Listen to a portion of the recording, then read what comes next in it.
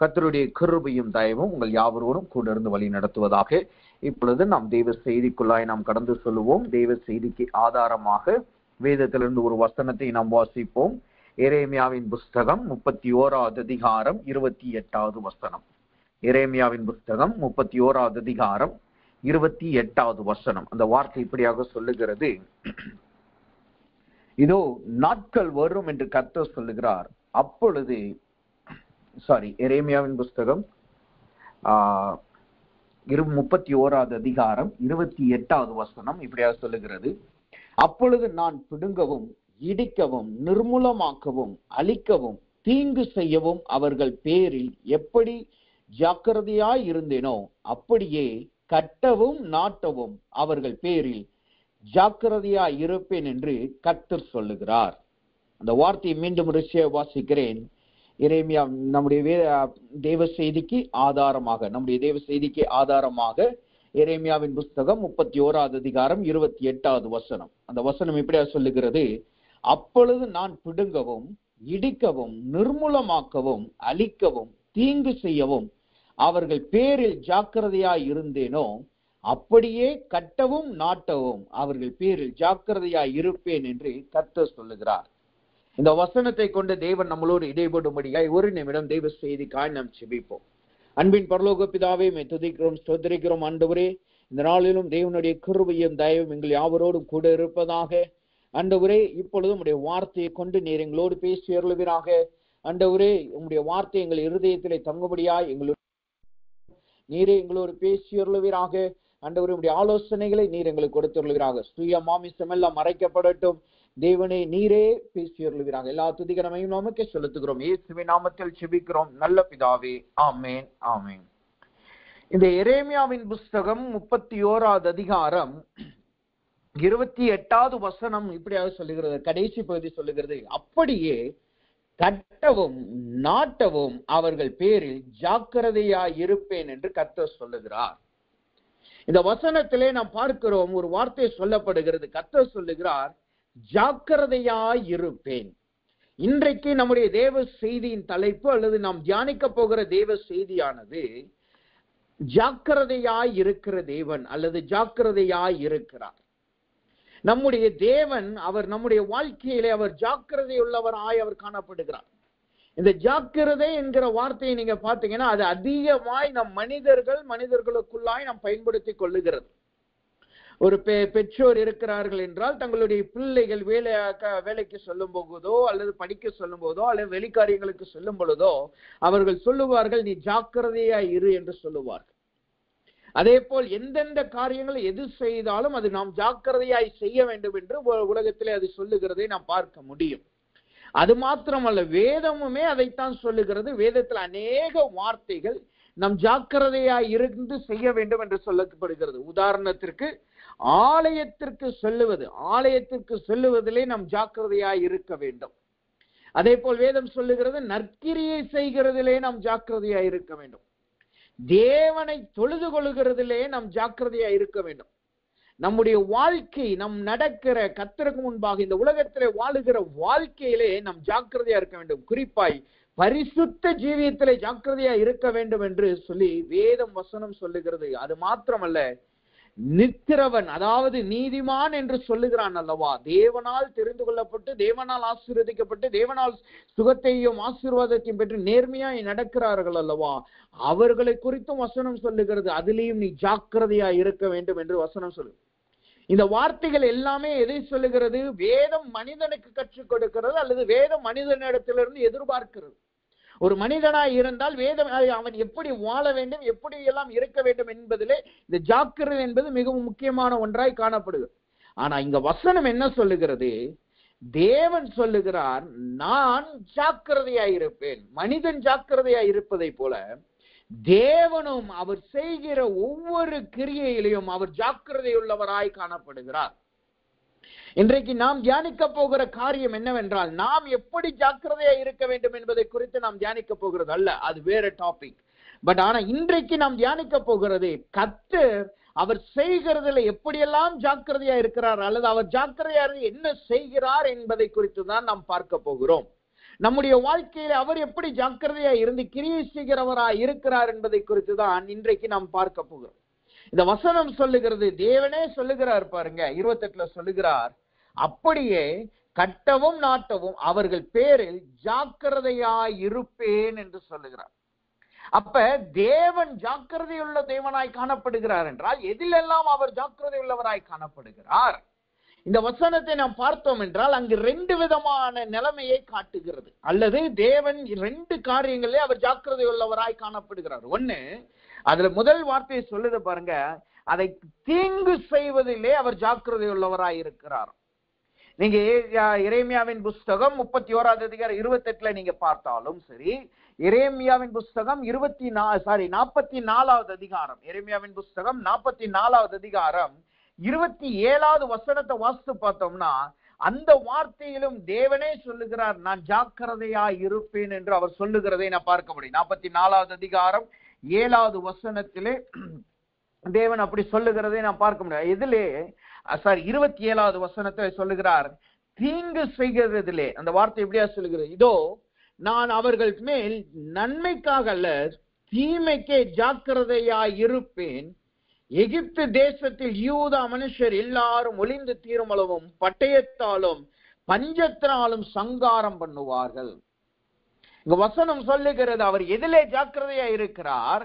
அவர் தீமை செய்வதிலையும் ஜாக்கிரதையா இருக்கிறார். எப்படிப்பட்ட தீமைகள்? இந்த எரேமியாவின் புஸ்தகம் 31:28 நாம் வாசித்தோம் அல்லவா? அந்த வசனம் அதை விளக்கமாய் சொல்லுது பாருங்க, பிடுங்கவும் இடிக்கவும் நிர்மூலமாக்கவும் அழிக்கவும் தீங்கு செய்யவும் அவர் ஜாக்கிரதையா இருக்கிறார். நாம அநேக நேரம் நம்ம என்ன நினைக்கிறோம், அவர் ஆசீர்வதிக்கிறதுல ஜாக்கிரதையா இருக்கிறார். அவர் ஒரு மனுஷனுக்கு தீங்கு செய்ய நினைச்சு அப்படியே நான் அப்படி செய்து விடுகிறார் என்று நாம் நினைக்கிறோம். அப்படி அல்ல, அவனுக்கு தீங்கு செய்வதிலும் அவர் ஜாக்கிரதையா இருக்கிறார். அவனுக்கு எந்த அளவுக்கு அவனை பிடுங்க வேண்டும், எந்த அளவுக்கு அவனை அழிக்க வேண்டும், எந்த அளவுக்கு அவன் நிர்மூலமாக்கப்பட்டு அவன் மீண்டு வர வேண்டும் என்பதிலே அவர் மிகவும் ஜாக்கிரதையா இருக்கிறார். உதாரணத்திற்கு நினிவே பட்டணத்தை நான் பார்க்க முடியும். அவர்கள் வலது கைக்கும் இடது கைக்கும் வித்தியாசம் தெரியாத ஜனங்கள். ஆனா நோவாவை அங்க அனுப்புகிறார், யோனாவை அங்க அனுப்புகிறார்.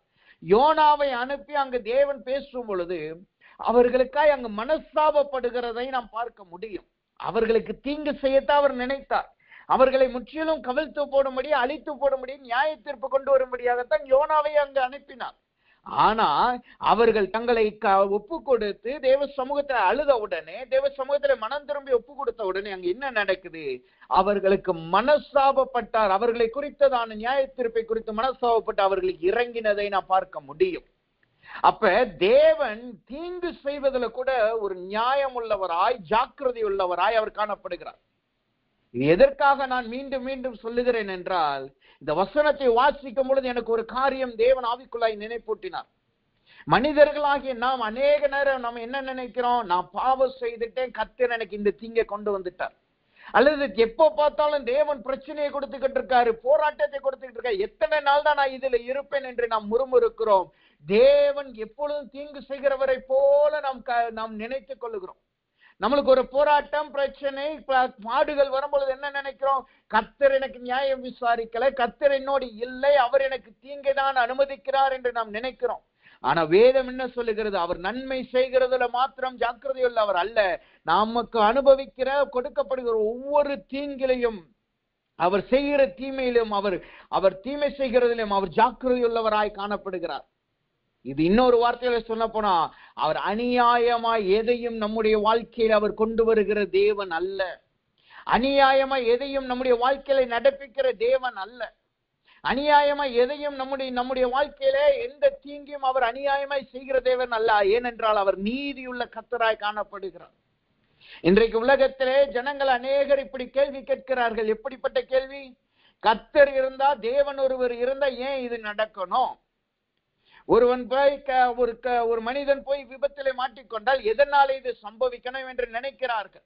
அல்லது ஒரு மனிதனுக்கு ஒரு ஆக்சிடென்ட் நடந்தாலோ, ஏதோ ஒரு காரியம் நடந்தாலோ, வியாதி வந்தாலோ அது ஏன் நடக்குது என்று, கர்த்தர் இருந்தா ஏன் சம்பவிக்கணும் என்று நினைக்கிறார்கள், கேள்வி கேட்கிறார். அதனால் என்ன சொல்லுகிறார்கள்? தேவன் ஒருவர் கிடையாது, கடவுள் என்பவர் ஒருவர் கிடையாது. ஒன்று நன்றாய் நாம் புரிந்து கொள்ள வேண்டும், நம்முடைய தேவன் நீதியுள்ள தேவன். நம்முடைய செய்கைகளுக்கு நாம் கான்சிக்வன்சஸ் ஃபேஸ் பண்ணி தான் ஆகணும்.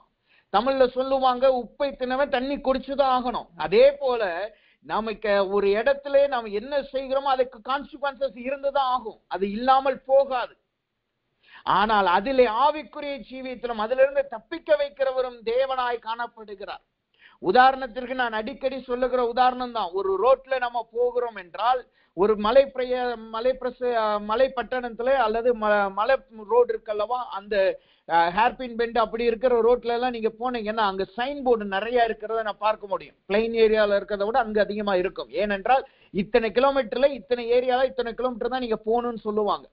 அப்ப 40 கிலோமீட்டர் போக வேண்டிய இடத்துல நாம 60 கிலோமீட்டர் 80 கிலோமீட்டர் போனோம்னா அங்க என்ன ஆகும்? அங்க விபத்து தான் நேரிடும். அதற்கு போய் நம்ம தேவன் தான் என்னை காக்கல, தேவன் தான் என்னை நடத்தல, தேவன் தான் என்னை மீட்டுக் கொள்ளல நாம் சொல்ல முடியாது. அந்த விபத்திலே நம் ஜீவன் தப்ப கர்த்தர் உதவி செய்வார். ஆனால் விபத்தினால் வந்த பாதிப்பை சில நாம் அனுபவித்துதான் ஆகணும். அப்ப வேதம் சொல்லுகிறபடி அவர் தீங்கு செய்கிறதிலும் அவர் நியாயமுள்ளவராய் ஜாக்கிரதை உள்ளவராய் காணப்படுகிறார். அப்ப இந்நாள் முதற்கொண்டு நம்முடைய வாழ்க்கையில ஏதாவது ஒரு தீங்கு வந்தது என்றால் அல்லது போராட்டங்கள் வந்தது என்றால் உடனடியாய் தேவனை முறுமுறுக்காமல் அது எதற்காய் வந்தது, எதற்காய் சம்பவித்தது என்பதிலே நமக்கு அதிலே முழங்கால் படியிட்டு தேவ சமூகத்திலே கேட்கிறவர்களாய் நாம் காணப்படணும். இன்றைக்கு அதை நாம் புரிந்து கொள்வது கிடையாது, அதை குறித்து அநேகர் பேசுறதும் கிடையாது. ஏனென்றால் கர்த்தர் நல்லவர், கர்த்தர் கிரியை செய்கிறவர் என்று நாம் சொல்லிக்கொண்டே போகிறார்கள். அவர் நல்லவர், அவர் சமாதானம் உள்ளவர், அவர் அன்பு செலுத்துகிறவர், எல்லாம் உண்மைதான், இரக்கம் உள்ளவர் உண்மைதான். ஆனால் ஒரு பக்கத்திலே அவர் தம்முடைய ஜனங்களை சித்தித்து அவர்களை அடித்து அவர் பக்கம் திருப்புகிறவராய் காணப்படுகிறார். அவர் மேய்ப்பனாய் காணப்படுகிறார். அப்ப ஆடுகள் தவறாய் போகும்போது அங்கு ஒரு சிட்சிப்பு அவசியமாய் இருக்கிறது. வேதம் அதை தான் கற்றுக் கொடுக்கிறது. பிறம்பே கையாளாதவன் தன் பிள்ளையை பகைக்கிறான் என்றுதான் வசனம் சொல்லுகிறது. அப்ப அவர் நம்முடைய தேவனாய் இருந்தால் அவர் சில நேரங்களில் நம்மளுக்கு பிறம்பை கையாளுகிறவராய் காணப்படுகிறார். அப்ப வசனம் சொல்லுகிறது அவர் தீமை செய்கிறதிலே ஜாக்கிரதை உள்ளவராய் இருந்தார். அநியாயமாய் யாருக்கும் அவர் தீமை செய்ய அனுமதிக்கிறவர் தேவன் அல்ல. இரண்டாவதை அவர் எதிலே ஜாக்கிரதை உள்ளவராய் காணப்படுகிறார்? அந்த வசனம் சொல்லுத பாருங்க, 31:28 சொல்லுகிறது, அவர் நன்மை செய்வதிலும் ஜாக்கிரதை உள்ளவராய் காணப்பட்டு இருக்கிறார். நன்மை செய்வதிலும், தீமை செய்கிறதுல மாத்திரமல்ல, ஒரு மனிதனுக்கு நன்மை செய்வதிலும் அவர் ஜாக்கிரதை உள்ளவராய் இருக்கிறார். அது எதை காட்டுது? அவர் ஒரு மனிதனை தீமைக்கு செய்து அவனை அனுமதித்தால், தீமைக்கு அவனை அனுமதித்தால் அவனை தீமையிலேயே அவன் அழித்து விடும்படி கர்த்தர் நினைக்கிறது அல்ல. அவன் தீமையிலே அவன் மடிந்து விட வேண்டும் என்று கர்த்தர் நினைக்கிறது அல்ல. அதற்கு பதிலாய் அவன் தீமையிலே இருக்கும் பொழுது அவன் மனம் மாறி கர்த்தரிடத்தில் ஒப்பு கொடுக்கும் பொழுது கர்த்தர் அவனுக்கு நன்மை செய்கிறவராய் காணப்படுகிறார். நீங்க இஸ்ரவேல் ஜனங்கள் பாபிலோனுக்கு சிறையாய் பிடிக்கப்பட்டு போனது பிறகு அங்கு நாம் பார்க்கிறோம், தானியேல் அங்கு ஜெபிக்கிறான். எதற்காக ஜெபிக்கிறான்? தன்னுடைய ஜனத்துக்காகவும் தன்னுடைய ஜனத்து பாவத்திற்காகவும் தன்னுடைய பாவத்திற்காக அவன் ஒப்பு கொடுத்து ஜெபிக்கிறான். எதனால? எரேமியாவின் புஸ்தகத்திலே சொல்லியிருந்த அந்த 70 வருஷம் நிறைவேற போகிறதுனால. இங்க என்ன நடக்கிறது? தானியேல் எரேமியாவுக்கு பின்பாக வந்த மனுஷன். ஆனா இஸ்ரவேல் ஜனங்கள் பாடுக்குள்ளாகவும் உபத்திரவத்துக்குள்ளாக தீமை அனுபவிக்க போறார்கள் என்று கர்த்தர் கூட அங்க ஒரு சொல்யூஷனை அனுப்புகிறார். என்ன சொல்யூஷன்? 70வது ஆண்டு அவர்கள் மீண்டு திரும்ப வருவார்கள் என்று. அப்ப அவர் தம்முடைய ஜனங்கள் அதிலேயே மடிந்து விட வேண்டும் என்று அவர் நினைப்பது அல்ல. அவர் அதிலே மீட்டுக் கொள்வதிலும் நன்மை செய்வதிலும் அவர் ஜாக்கிரதை உள்ளவராய் காணப்படுகிறார். ஆதாம் ஏவாள் தீமை செய்யும் பொழுது அவர்கள் பாவம் செய்வது என்ன நடந்தது? அவர்கள் ஏதேனை விட்டு வெளியிலே அனுப்பினாலும் அவர்களுக்கு முற்றிலும் நிர்வாணமாய் அவர்களை அனுப்பாமல் அங்கள் தோளுடைய கொடுத்து அங்கு அனுப்புகிறதை நாம் பார்க்க முடியும். அப்ப நம்முடைய தேவன் எல்லாவற்றிலும் அவர் ஜாக்கிரதை உள்ளவராய் காணப்படுகிறார். அவர் தப்பி நாம மறந்து ஏதோ செய்கிறோமோ, நம்முடைய பிள்ளைகளின் நிமித்தமா ஏதோ செய்கிறோமோ, அதே போல் கர்த்தர் செய்கிற தேவன் அல்ல. அவர் எல்லாவற்றையும் ஒரு காரணத்துடனும் ஒழுங்குடனும் ஜாக்கிரதையுடன் அவர் செயல்படுகிறவராய் காணப்படுகிறார். அப்ப இங்க வசனம் சொல்லுகிறது, அவர் நன்மை செய்கிறதுல மாத்திரமல்ல தீமை செய்கிறதிலும் ஜாக்கிரதை உள்ளவராய் இருக்கிறார். அவர் ரெண்டிலையும் ஜாக்கிரதை உள்ள தேவனாய் காணப்படுகிறார். அப்படி ஜாக்கிரதையுள்ள தேவன் தான் இன்றைக்கு நமக்கு ஜாக்கிரதையுள்ள தேவனாய் வெளிப்பட்டு நம்மளை அங்கு விடுதலை ஆக்குகிறதை நாம் பார்க்க முடியும். அப்ப இங்க 2 ஜாக்கிரதையை நான் பார்த்தோம். ஒண்ணு தீமை செய்கிறதும் நன்மை செய்கிறதிலும். இன்றைக்கு இதை தியானிக்கும் பொழுது கர்த்தர் எனக்கு கொடுத்த வார்த்தை நன்மை செய்கிறதே அவர் ஜாக்கிரதை உள்ளாரா என்பதை குறித்து தான் நாம் தியானிக்க போகிறோம். அப்ப வசனம் சொல்லுகிறது நன்மை செய்கிறது ஜாக்கிரதையா இருக்கிறார்னா அங்க விளக்கம் கொடுத்திருக்கு எப்படிப்பட்ட காரியத்தை அவர் செய்கிறாராம். வசனம் இப்படி அவர் சொல்லுகிறது. நன்மை என்பது அங்க என்ன காண்பிக்கிறது? அந்த வசனம் சொல்லுகிறது அவர் அப்படியே கட்டவும் நாட்டவும் அவர்கள் பேரில் ஜாக்கிரதையா இருப்பேன். கட்டவும் நாட்டவும் அவர்கள் பேரில் ஜாக்கிரதையா இருப்பேன். அப்ப அவர் தேவன் நன்மை செய்கிறதுல ஜாக்கிரதையா இருக்கிறார்னா என்ன அர்த்தம்? அவர் நம்முடைய தீங்கிலிருந்து நம்மளை மீட்டுக் கொண்டு நம்மளை அவர் கட்டுகிறவராய் காணப்படுகிறார். அவர் நம்மளை நாட்டுகிறதிலே ஜாக்கிரதையுள்ளவராய் காணப்படுகிறார். இந்த இடத்திலே நாம் கட்டப்படணும். எந்த இடத்துல கட்டப்பட்டால் நாம் அசைக்கப்படாமல் இருப்போம், எந்த இடத்துல நாம் நாட்டப்பட்டால் உறுதியாய் இருப்போம் என்பதில் அவர் ஜாக்கிரதை உள்ளவராய் ஏதோதானோ என்கிற இடத்துல நம்மளை கட்டாமல் நாட்டாமல் அவர் ஜாக்கிரதை உள்ளவராய் நல்ல இடத்துல அவர் நம்மளை நாட்டுகிறவராய் கட்டுகிறவராய் காணப்படுகிறார். அப்ப இங்க வசனம் சொல்லுகிறது கட்டுகிறதுலயும் நாட்டுகிறதுலயும் அவர் ஜாக்கிரதையுள்ளா இருக்கிறார். அப்படின்னா என்ன அர்த்தம்?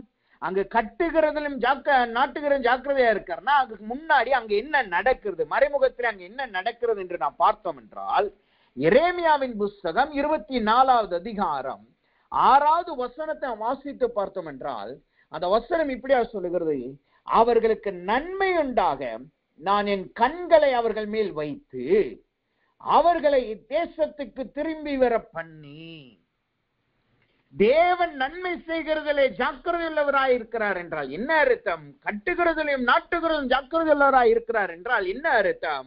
அவர் நன்மை செய்வதிலே அவர்களுடைய கண்ணை நம் மீது வைத்து என்று சொல்லுகிறார். அவர்களுக்கு நன்மை உண்டாக நான் என் கண்களை அவர் மீது வைத்து. அப்ப கர்த்தர் இன்றைக்கு நமக்கு நன்மை செய்வதிலே நம்மளை கட்டுகிறதிலே நாட்டுகிறதிலே ஜாக்கிரதை உள்ளவர்னா என்ற என்ன அர்த்தம்? அவர் இன்றைக்கு நம்மீது அவருடைய கண்களை நம்மீது அவர் வைக்கிறவராய் காணப்படுகிறார். நம்மீது அவருடைய கண்களை அவர் நாட்டுகிறார், அவர் வைக்கிறவராய் காணப்படுகிறார். அவருடைய அக்கினிமயமான கண்கள், நீதியின் கண்கள், பரிசுத்தத்தின் கண்கள், ஆசீர்வதிக்கும் கண்கள், இரக்கத்தின் கண்கள் அவர் தம்முடைய ஜனத்தின் மீது அவர் வைக்கிறவராய் காணப்படுகிறார். நீங்க வேதத்துல பாத்தீங்கன்னா அநேக இடங்களில் அவருடைய கண்கள் என்கிற வருகிற இடத்துல நீங்க பாத்தீங்கன்னா அவர் நடத்துதல் ஒண்ணு காண்பிக்கும். 2வது தீங்கு செய்கிறவர்கள் மீது அவர்கள் கண்களை வைக்கிறார் என்றுதான் வசனம் சொல்லும். அநேக இடங்கள்ல அப்படிதான் சொல்லுகிறது. ஆனா இங்கு வசனம் என்ன சொல்லுது பாருங்க, அவர் தம்முடைய ஜனத்தின் மீது அவர் கண்களை வைக்கிறவராய் காணப்படுகிறார். இன்றைக்கு அவர் உங்கள் மீது அவர் உங்களை பார்க்கிறவராய் காணப்படுகிறார். நாம சொல்லலாம் கர்த்தர் என்னை பார்க்கல, கர்த்தர் என்னை நடத்தல, கர்த்தர் என் தீமையில என்னை கண்ணோக்கி பார்க்கல என்று நாம் யோசிக்கலாம், நாம் சொல்லிக் கொள்ளலாம். ஆனால் வேதம் என்ன சொல்லுகிறது? அவர் தம்முடைய கண்களையே நம்மேல் வைக்கிறவராய் காணப்படுகிறார். அவர் இன்றைக்கு உங்களை பார்க்கிறவராய் உங்கள் மீது அவர் உங்களுடைய பிள்ளைகள் மீது அவர் கண்ணோக்குகிறவராய் காணப்படுகிறார். அவர் தம்முடைய கண்களை நம் மீது வைக்கிறார் என்றால் என்ன அர்த்தம்? அதுக்குரிய விளக்கத்தை நீங்க பார்த்தீங்கன்னா அவர் கண்களை வைத்தால் அங்கே என்ன நடக்கும் என்று நாம் பார்த்தோம் என்றால் சகரியாவின் புஸ்தகம் 12வது அதிகாரம், சகரியாவின் புஸ்தகம் 12வது அதிகாரம் 4வது வசனத்தை வாசிக்கும் போது அந்த வார்த்தை இப்படியே சொல்லுகிறது. வசனத்தை நான் வாசிக்கிறேன். சகரியாவின் புஸ்தகம் 12வது அதிகாரம் 4வது வசனம் இப்படியா சொல்லுகிறது, அந்நாளிலே நான் குதிரைகளுக்கெல்லாம் திகைப்பையும் அவைகளின் மேல் ஏறி வருகிறவர்களுக்கு எல்லாம் புத்தி மயக்கத்தையும் வர பண்ணி யூதா வம்சத்தின் மேல் என் கண்களை திறந்து வைத்து. இங்க நான் பார்க்கிறோம் என்ன நடக்கிறது. கர்த்தர் கண்களை திறந்து வைத்தால் அங்க என்ன நடக்குது? குதிரைகளுக்கு திகைப்பையும் ஏறி வருகிறவர்களுக்கு புத்தி மயக்கத்தையும் கொண்டு வருகிறார். இங்க யாருக்கு இப்படி நடக்கிறது? அதுக்கு முந்தின வசனங்கள் எல்லாம் நீங்க வாசித்து பார்த்தீங்கன்னா வசனம் இப்படியா சொல்லுகிறது, அந்நாளிலே நான் எருசலேமை சகல ஜனங்களுக்கு பாரமான கல்லாக்குவேன். என்ன அர்த்தம்? உங்கள் சத்துருக்கள் உங்களுக்கு விரோதமாய் எழும்பி இருக்கிறாங்க, நீங்க தீமை அனுபவிக்கிறதுனால உங்கள் சத்துருக்கள் உங்களுக்கு விரோதமாய் புறப்பட்டு வர்றாங்க. அவங்க உங்களை நிர்மூலமாக்கணும் என்று புறப்பட்டு வர்றாங்க. ஏற்கனவே சிறையிருப்புல இருக்கீங்க, உங்களை இடிந்து போன நிலைமையில் இருக்கிறீங்க, அது உண்மைதான். ஆனா உங்க சத்துருக்கள் இன்னும் உங்களை நிர்மூலமாக்க புறப்பட்டு வருகிறார்கள். ஆனா கர்த்தர் என்ன செய்கிறார்? அவர் உங்களை கல்லாய் அங்கு நிலைநிறுத்துகிறார். அவர் உங்களை கல்லாய் நிலைநிறுத்தி உங்கள் மீது கண்களை வைத்தவுடன் அங்கு என்ன நடக்குது? உங்கள் சத்துருக்களின் குதிரைகள் அவர்களுக்கு என்ன திகைப்பை கொண்டு வருகிறார். அவைகளை ஓட்டி வருகிற புத்தி மயக்கத்தை கொண்டு வருகிறார். குதிரைகளுக்கு திகைப்பை கொண்டு வருகிறது என்பது எதை காட்டுது? உங்கள் சத்துருக்கள் அவர்களால் முன்னேறி வர முடியாது. புத்தி மயக்கம் என்பது எதை காட்டுகிறது? அவர்கள் வந்த நோக்கம் அவர்களுக்கு அங்கு செயல்படாது. எந்த நோக்கத்துக்காக அவங்க வந்தாங்களோ அதை மறந்து காணப்படுவாங்க. அவங்க உங்களை தண்டிக்க தான் வந்தாங்க, உங்களை நிர்மூலமாக்க தான் புறப்பட்டு வந்தாங்க. குதிரையில ஏறி வந்தாங்க, தீவிரித்து வந்தாங்க. குதிரை என்பது தீவிரித்து வருகிறதை காட்டுகிறது. தீவிரித்து வந்தாங்க, தங்கள சேனைகளோடு புறப்பட்டு வந்தாங்க. ஆனா அவர்களுக்கு புத்தி மயக்கத்தை கர்த்தர் கொடுக்கிறார். அவர்கள் புத்தி மயக்கத்தை கொடுக்கிறதுனால என்ன அவர்கள் அந்த வார்த்தை சொல்லுது, புத்தி மயக்கத்தை வரப்பண்ணி யூதா வம்சத்தின் மேல் கண்களை திறந்து வைத்து ஜனங்களுடைய எல்லா குதிரைகளுக்கும் குருட்டாட்டத்தை உண்டு பண்ணுவேன். என்ன நடக்கிறது? குதிரைகளுக்கு முதலாவது திகைப்பு வருது. ஐயோ, நாம இந்த வழியில தான் போகணுமா என்று குதிரை தன்னை தானே யோசித்து தன் ஆபத்தை உணர்கிறது. இரண்டாவது, குதிரையை ஓட்டி வருகிற, அதை அடிச்சு ஓட்டுகிற அந்த குதிரை வீரர்களுக்கு புத்தி மயக்கத்தை கொடுக்கிறார். அதனால் அங்க என்ன நடக்குது? அங்கு குருட்டாட்டம் பிடிக்கிறது. குருட்டாட்டம் பிடிக்கிறது. நீங்க வேதத்துல என்ன பார்த்தோம் என்றால், குருட்டாட்டம் பிடித்த ஜனங்களை குறித்து நீங்க உதாரணமாய் நான் பார்த்தோம் என்றால், ஆதியாகமத்தின் புஸ்தகம் 19வது அதிகாரம் 11வது வசனம் நல்ல ஒரு உதாரணத்தை வசனம் நம்மளுக்கு சுட்டி காட்டுகிறது. அந்த வசனம் சொல்லுது பாருங்க, தெருவில் இருந்த சிறியோரும் பெரியோரும் ஆகிய மனிதருக்கு குருட்டாட்டம் பிடிக்க பண்ணினார்கள். அப்பொழுது அவர்கள் வாசலை தேடி தேடி அலுத்து போனார்கள். இன்றைக்கு தேவன் நம்முடைய கண்களை நம் மீது திறந்து வைக்கிறார்னா என்ன அர்த்தம்? அவர் நம்மளை கட்ட போகிறார், நாட்ட போகிறார் என்றால் என்ன அர்த்தம்? உங்களை துரத்தி கொண்டிருக்கிற சத்துருக்கள் இனிமேல் உங்களை தேடி தேடி அலுத்து போகிறார்கள். அந்த வசனம் சொல்லுது பாருங்க, சிறியோரும் பெரியோரும். பட்டணம் முழுக்க லோத்துவின் வீட்டுக்கு முன்னாடிதான் இருக்கு. பட்டணம் முழுக்க லோத்துவின் முன்னாடி, அவன் வீட்டுக்கு முன்னாடி அவனை எப்படியாவது சீரழிக்க வேண்டும், அவனை நிர்மூலமாக்க வேண்டும் என்றுதான் நிக்கிறாங்க. அதுலயும் லோத்து சொல்றான் பாருங்க, என்னுடைய குமாரத்திகளை எடுத்துக்கொள்ளுங்கள் என்று சொல்லுகிறான். ஆனா அங்கு கர்த்தர் என்ன செய்யறார் பாருங்க, அவர்களுக்கு குருட்டாட்டத்தை வர பண்ணினார்.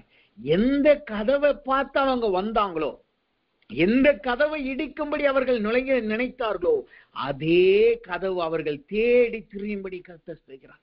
நீங்க அதுக்கு முந்தின வசனத்துல பாத்தீங்கன்னா, லோத்து அதற்கு வெளியே போய் அந்த கதவை திறந்து வெளியே போய் சொல்லுகிறான். அவர்களோடு பேசுகிறத பார்க்க முடியும். அப்படின்னா என்ன அர்த்தம்? அங்கிருந்த ஜனங்களுக்கு லோத்து எங்க நிக்கிறான்னு தெளிவா தெரியும். அதுதான் கதவு என்பதும் அவர்களுக்கு நன்றாய் தெரியும். ஆனா கர்த்தர் அவர்களுக்கு புத்தி மயக்கத்தை கொண்டு வந்த உடனே, அவர்கள் குருட்டாட்டத்தை கொண்டு வந்த உடனே என்ன நடக்குது? அவர்கள் ஏற்கனவே பார்த்த அந்த கதவு அங்கு இல்லாததை போல் அவர்களுக்கு காணப்படுது. அவர்கள் இன்னொரு இடங்களிலே தேடி அலைகிறவர்களாய் மாறுகிறாங்க. அதை தேடி தேடி அலுத்து போனவர்களாய் மாறுறாங்க. இதை காட்டிலும் இன்னொரு விசேஷமான காரியம் என்ன தெரியுமா? அடுத்த வார்த்தைகள் ஆதியாகமத்தின் புஸ்தகம் 19வது அதிகாரம் 13வது வசனத்தை அப்புறம் நீங்க வாசித்து பாத்தீங்கன்னா 14வது வசனம் இப்படியே சொல்லுது, லோத்து புறப்பட்டு போய் தன் குமாரத்திகளை விவாகம் பண்ண போகிற தன் மருமகன்மார்களோடு பேசி, நீங்கள் எழுந்து இந்த ஸ்தலத்தை விட்டு புறப்படுங்கள், கர்த்தர் இந்த பட்டணத்தை அழிக்க போகிறார் என்றான். அவருடைய மருமகன்மார்களின் பார்வைக்கு அவன் பரியாசம் பண்ணுகிறதாக காணப்பட்டது. இதுதான் குருட்டாட்டத்தின் மிகப்பெரிய அடையாளம். என்ன தெரியுமா? குருட்டாட்டத்தை கர்த்தர் ஒரு ஜனத்திற்கு கொடுத்தால், நம்முடைய சத்துருக்களுக்கு கொடுத்தால், அவர்களால் நம்மளால் அண்ட முடியாது. அண்டினாலும் அந்த நோக்கத்தை அவர்கள் மறந்து போவார்கள். தீமை செய்ய நினைத்தவர்கள் நன்மை செய்கிறவர்களாகவோ அல்லது வேறொருவரை தாக்குகிறவர்களாய் புறப்பட்டு போவாங்க. ஆனா அதை காட்டிலும் இன்னொரு காரியம் என்ன நடக்கும் தெரியுமா? நாமளே போய் அவர்களை விடுவிக்க நினைத்தாலும் அவர்கள் அதிலே பிரயாசம், நாம் சொல்லுகிறது அவர்களுக்கு பரியாசத்தை போல காணப்படும். நாமளே போய் அவர்களுக்கு நன்மை சொன்னாலும், நாமளே போய் கர்த்தர் உங்களை தண்டிக்க போறாருப்பா, நீ மனம் திரும்பி நீ வா என்று சொன்னாலும் அந்த சத்துரு அந்த தண்டனைக்கு ஒப்பு கொடுப்பானே தவிர அதிலிருந்து அவனால் மீட்டுக் கொள்ள முடியாது. நாம் இறக்கப்படலாம், நம்ம நினைக்கலாம், ஐயோ அவன் மடிய போகிறானே, ஆக்கினை தீர்ப்பு வரப்போகிறதே, ஐயோ எனக்கு அவன் தப்பு செஞ்சுட்டான், எனக்கு விரோதமா அவன் எழும்பிட்டான், என்னை சிறையிருப்புல வச்சுட்டான், உண்மைதான். ஆனாலும் அவனுக்கு நான் இறங்குகிறேன் என்று கர்த்தரால் கொடுக்கப்பட்ட அன்பின் நிமித்தமாய் நாம் இறங்கினாலும் கர்த்தர் அவர்களை தண்டியாமல் விடமாட்டார், அவர்களை நிர்மூலமாக்காமல் விடமாட்டார். உங்கள் வார்த்தைகள் அவர்களுக்கு பரியாசத்தை போல காணப்படும். இது யாருடைய வாழ்க்கையில நடந்தது? இன்னொரு மனுஷனை நீங்க பாத்தீங்கன்னா நோவாவினுடைய வாழ்க்கையை நீங்க பார்க்க முடியும். நோவா 100 ஆண்டுகளாய் பிரசங்கம் பண்ணுகிறான். ஆனா அங்க தெரிந்து கொள்ளப்பட்டவர்கள் யார்? நோவாவும் அவனுடைய குடும்பத்தாரும். அங்கிருந்த மிருக ஜீவன்கள் தெரிந்து கொள்ளப்பட்டது. தெரிந்து கொள்ளப்பட்டவர்களை தவிர ஒரு மனுஷனும் அதற்குள் பிரவேசிக்க முடியவில்லை. தெரிந்து கொள்ளப்பட்டவர்களை தவிர எல்லார் கண்களுக்கு முன்பாக நோவாவோ பரியாசம் பண்ணப்பட்டவனாய் காணப்பட்டான். அவன் ஒரு இழிவான மனுஷனாய் காணப்பட்டான். ஏதோ ஜோக் பண்ணிக்கிட்டு இருக்கவனை போல காணப்பட்டான். ஆனால் கர்த்தர் நோவாவையும் அவன் குடும்பத்தையும் காப்பாற்றினார். இன்றைக்கு கர்த்தர் சொல்லுகிறார், அவர் உங்களுக்கு நன்மை செய்கிறதிலே ஜாக்கிரதையா இருக்கிறார்னா, உங்களை கட்டுகிறதிலே ஜாக்கிரதையா இருக்கிறார்னா, உங்களை நாட்டுகிறதிலே ஜாக்கிரதையா இருக்கிறார்னா என்ன அர்த்தம்? உங்கள் சத்துருக்களை தேவன் குருட்டாட்டம் பிடிக்க பண்ணுகிறார். அவர்கள் தேடி தேடி தொய்ந்து போக போகிறார்கள், தேடி தேடி அழுத்து போக போகிறார்கள். இனிமேல் உங்கள் சத்துருக்கள் உங்களை தொடுவது கிடையாது, இனிமேல் உங்கள் சத்துருக்கள் உங்களை நெருங்குவது கிடையாது. அவர்கள் முன்பாகவே நீங்க நின்னாலும் வேறு மனிதர்களை போல் நீங்கள் காணப்படுவீர்கள். அவர்களுக்கு முன்பாகவே நீங்க நின்னாலும் கர்த்தர் உங்களை அவர்கள் கண்களுக்கு மறைத்துக் கொள்ளுவார். யோசித்து பாருங்க, லோத்துவும் அவன் குடும்பமும் எப்படி காக்கப்பட்டது. நமக்கு தெரியும், அவனுடைய கரங்களை பிடித்து தூதர்கள் வெளியில கொண்டு வந்தாங்க. ஆனா அதற்கு முன்பாக அங்க என்ன நடக்குது? தூதர்கள் கரங்களை பிடிச்சு வெளில கொண்டு வர முன்னாடி ஜனங்களுக்கு அங்க குருட்டாட்டம் பிடித்தது. ஏன் தெரியுமா? அந்த ஜனத்தை, அந்த தப்பிக்கிற வழியை அவர்கள் அறிந்து கொள்ளக்கூடாது. சத்துருக்கள் நிர்மூலமாக்கப்படணும், லோத்துவை பின்தொடரக்கூடாது. இன்றைக்கு கர்த்தர் சொல்லுகிறார், உங்களை எந்த சத்துரு பின்தொடருகிறார்? யார் உங்கள் மீது குதிரைகளை ஏறி வருகிறார்கள்? யார் உங்களுக்கு விரோதமாய் குதிரைகளை ஏறி குதிரைகள் ஆலோசனை பண்ணி குதிரைகளை மூட்டி புத்தி ஞானத்தோடு புறப்பட்டு வருகிறார்கள்? அவங்க சொல்லலாம், எனக்கு உன்னை காட்டுல அனுபவம் இருக்கிறது, எனக்கு உன்னை காட்டுல ஞானம் இருக்கிறது, நான் நல்ல அறிவாளிப்பா, என் கூட ஆலோசனைக்காரர்கள் இருக்கிறாங்க. ஆனா கர்த்தர் சொல்லுகிறார், அவர்களுக்கு தேவன் புத்தி மயக்கத்தை கொண்டு வருகிறார். அவர்கள் புத்தி செயல்படாமல் போகிறது. அவர்கள் கண்களோ குருட்டாட்டம் பிடிக்க போகிறது, குதிரைகளோ குருட்டாட்டம் பிடிக்க போகிறது. அவர்கள் உங்கள் வழியிலே ஓடி வருவதற்கு பதிலாக மாற்று வழியிலே ஓடி போகிறார்கள். அவர்கள் உங்கள் திசையிலே ஓடி வருவதற்கு பதிலாக வேறொரு திசையிலே அவர்கள் ஓடி போகிறார்கள். கர்த்தர் அவர்கள் மீது ஆக்கினை தீர்ப்பை கொண்டு வந்தார். அவர்களை தப்புவிப்பான் ஒருவன் யாரும் இல்லை, அவர்களை தப்புவிப்பான் ஒருவனும் இல்லை. இன்றைக்கு அப்படிதான் கர்த்தர் உங்களை சத்துருக்களை நிர்மூலமாக்குகிறார். வேதம் சொல்லுகிறது, அவர் உங்களை கட்டவும் நாட்டவும் என்றால் உங்கள் சத்துருக்கள் குருட்டாட்டம் பிடிக்கிறார். இது எதற்காக அவர் பண்ணுகிறார் தெரியுமா? இதற்கு நீங்க வேதத்துல படிச்சு பாத்தீங்கன்னா, எதற்கு சத்துருக்களை கர்த்தர் தம்முடைய ஜனங்களை நாட்ட போகிறார், கர்த்தர் தம்முடைய ஜனங்களை கட்ட போகிறார்னா, சத்துருக்கள் முன்பாகவே சாட்சியை நிறுத்தி இருக்கலாமே, சத்துருக்கள் கண்கள் பார்க்கவே அவர்களை உயர்த்தி இருந்திருக்கலாமே. ஆனா எதற்காக ஸ்பெஷலா அவங்கள முதல்ல குருட்டாக்கி உங்களை தேவன் கண்ணோக்கமாய் வைத்து உங்களை கட்டுகிறார் என்றால், எஸ்ரா புஸ்தகத்துல நீங்க படிச்சு பார்த்தீங்கன்னா, சம்பலாத்தும் தொபியாவும் எஸ்ராவுக்கு விரோதமா எழும்புகிறார். எதற்காக? எஸ்ரா கட்டின காரியத்திற்கு விரோதமாய் அவர்கள் எழும்பினார்கள், அலங்கத்துக்கு விரோதமாய் அவர்கள் எழும்பினார்கள். அவர்கள் என்ன நினைத்தார்கள்? இவர்கள் கட்டுகிறதை அவர்கள் நிர்மூலமாக்க நினைத்தார்கள். அப்ப இங்க என்ன நடக்கிறது? அவர்கள் ஆலோசனை பண்ணுகிறார்கள். ஆலோசனை பண்ணி அவர்கள் என்ன செய்கிறார்கள்? இவர்கள் கட்டுகிறதை நாம் நிர்மூலமாக்கணும். சம்பலாத்தும் தொபியாவும் அங்கு அப்படி கிளம்புகிறதை நாம் பார்க்க முடியும். அப்பதான் அவன் என்ன செய்கிறான், தன்னுடைய ஜனங்களை அவன் நிறுத்துகிறதை நாம் பார்க்க முடியும். இங்க எதற்காக தேவன் தம்முடைய சத்துருக்களை முதலாவது குருட்டாட்டம் பிடிக்க பண்ணுகிறார்? உங்களுக்கு விரோதமா எந்த ஆலோசனையும் எழும்பக்கூடாதபடி, உங்களுக்கு விரோதமா எந்த சம்பளாத்தும் தொபியாவும் உங்களுக்கு விரோதமா எழும்பக்கூடாதபடி கர்த்தர் அவர்கள் உங்களுக்கு முன்பா எந்த சத்துருவும் இல்லாதபடி அவர்களை நிறுத்துகிறார், அவர்களை நிர்மூலமாக்கி போடுகிறார். அதனால் என்ன நடக்கிறது? சத்துருக்கள் குதிரைகள் குருட்டாட்டம் பிடிக்குது, சத்துருக்கள் குருட்டாட்டம் பிடிக்கிறார்கள், அவர்களுக்கு ஆக்கினை தீர்ப்பு நிச்சயமாய் வருது. அதனால் என்ன நடக்குது? உங்களுக்கு கர்த்தர் என்ன செய்ய போகிறார்? வசனம் சொல்லுகிறது பாருங்க.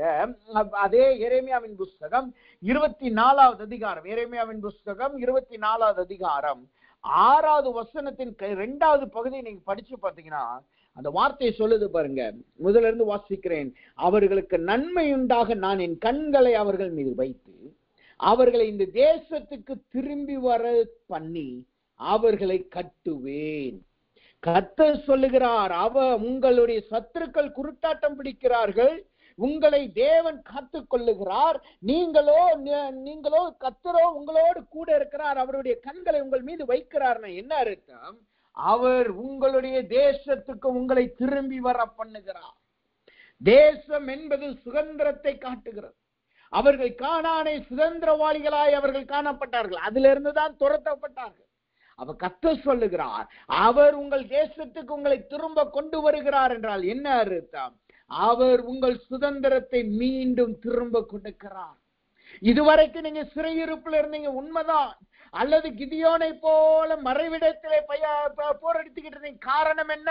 உங்கள் சத்துருக்கள் குதிரையில ஏறி வர்றாங்க, உங்கள் சத்துருக்கள் உங்களை நிர்மூலமாக்குகிறார்கள், உங்கள் சத்துருக்கள் உங்களை மேற்கொள்ள பார்க்கிறார்கள். எல்லாம் உண்மைதான். ஆனால் கர்த்தர் இன்றைக்கு உங்கள் மீது கண்களை வைத்து உங்களை கட்டுகிறது நாட்டுகிறதுனால் என்றால் என்ன அர்த்தம்? அவர் எங்கு உங்களை கட்டுகிறார், எங்கு நாட்டுகிறார்?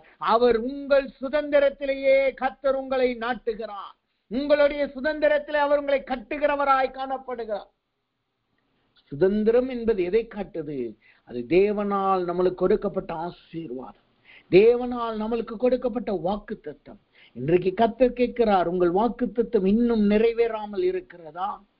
அநேக வாக்குத்தத்தங்கள் பெற்றீர்கள். ஒவ்வொரு முறை ஜெபிக்கும் போது உங்களுக்கு வசனம் வருது. ஒவ்வொரு முறை ஜெபிக்கும் போது கர்த்தர் சொல்லுகிறார், நான் உங்களை விடுதலை ஆக்குகிறேன். ஒவ்வொரு முறை ஜெபிக்கும் பொழுது தேவன் தீர்க்க தரிசனத்தை கொடுக்கிறார். எல்லாம் இருந்தும் இன்னும் நீங்கள் துரத்தப்பட்டவர்களை போல் காணப்படுகிறீர்களா? ஒடுக்கப்பட்டவர்களை போல் காணப்படுகிறீர்களா? விலங்கு மாட்டப்பட்டு சிறைச்சாலையிலே ஒன்றும் செய்ய முடியாதவர்களை போல் காணப்படுகிறார்களா?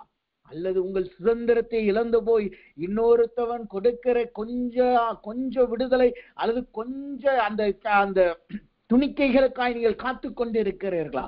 கர்த்தர் சொல்லுகிறார், உங்கள் சுதந்திரத்தை நீங்கள் பெற்றுக் கொள்ளுகிற நாட்கள் வந்தது. அவர் உங்களை கட்டுகிறார், நாட்டுகிறார் என்றால் எங்கு கட்டுகிறார், எங்கு நாட்டுகிறார்? உங்கள் சுதந்திரத்திலேயே நீங்கள் நாட்டப்படுகிறீர்கள். உங்கள் சுதந்திரத்தை மீண்டும் நீங்கள் பெற்றுக்கொள்ள போகிறீர்கள். உங்கள் ஆசீர்வாதத்தை நீங்கள் மீண்டும் பெற்றுக்கொள்ள போகிறீர்கள். உங்கள் விடுதலையை மீண்டும் நீங்கள் பெற்றுக்கொள்ள போகிறீர்கள். அதிலேயே கர்த்தர் உங்களை கட்டுகிறவருமாய் நாட்டுகிறவருமாய் காணப்படுகிறார். அந்த வசனம் தெளிவாய் சொல்லுது பாருங்க.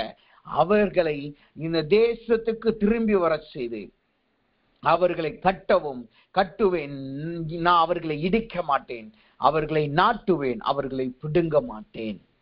இன்றைக்கு கர்த்தர் சொல்லுகிறார், நீங்க எந்த இடத்துல இருந்து துரத்தப்பட்டீர்கள், எந்த இடத்துல நீங்க பிடுங்கப்பட்டு போனீங்க, எந்த இடத்துல இருந்து நீங்க இடிக்கப்பட்டு நிர்மூலமாக்கப்பட்டு போனீங்க, தேவன் சொல்லுகிறார், அதிலே உங்களை கட்டுகிறவரும் அவர் நாட்டுகிறவருமாய் காணப்படுகிறார். அப்ப தேவன் இன்றைக்கு நன்மை செய்கிறதுல ஜாக்கிரதையா இருக்கிறார்னா அவர் உங்களை கட்டுகிறதுல அவர் ஜாக்கிரதை. இதை யோசித்து பாருங்க. அவர் ஜாக்கிரதையா இருக்கிறார்னா எப்படி எல்லாம் ப்ராசஸ் பண்ணி கொண்டு வர்றாரு பாருங்க. ஃபர்ஸ்ட் அவர் டைரக்டா உங்களை கட்டுகிறது இல்ல, டைரக்டா உங்களை நாட்டுகிறது இல்ல. முதல்ல உங்க சத்துருக்களை அவர் குருட்டாட்டம் பிடிக்க பண்ணுகிறார்.